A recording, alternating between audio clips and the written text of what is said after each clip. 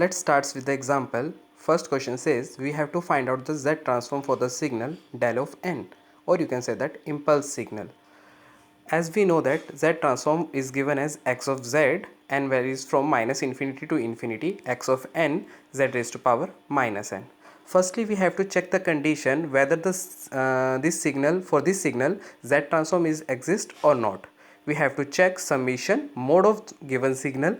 This value should be finite, and del of n, its value is area under the curve is 1. It is finite, which satisfy for all value of r, or we can say that it is independent of all. Therefore we can say that ROC for this question will be entire Z plane. Now coming to the summation part, summation del of n, x of n is given as del of n z raised to power minus n, and n is 0 minus or 0 positive.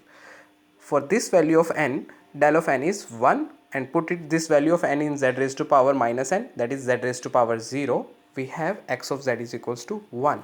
That means for a discrete time signal xn is equals to del of n, we have z transform x of z is equals to 1 with the ROC is entire Z plane. Let's come on to the second part of the second question. We have to find out the Z transform for xn is equals to u of n, that is where u of n is represent as unit step signal. Again we know that Z transform is represented by x of z, where summation varies from minus infinity to infinity, x of n z raised to power minus n. Put out the value of xn in the formula, we get summation u of n z raised to power minus n, where u of n is exist from n is equals to 0 to infinity and its value is 1. So we get summation 0 to infinity 1 into z raised to power minus n, that is equals to 1 plus z inverse plus z minus 2 plus z minus 3 up to infinity. This shows the infinite GP series, and the sum of the infinite GP series is given as a upon 1 minus r with mode of r less than 1. Take care of this thing, mode of r less than 1. This part give me the ROC. So x of z is equals to a is 1 upon 1 minus r. R is the difference between the each term, that is z inverse.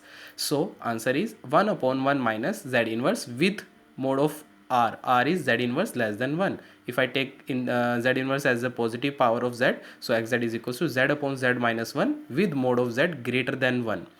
That is ROC is mode of z greater than 1, means ROC will be a unit circle outside the unit circle, or you can say that exterior of the unit circle.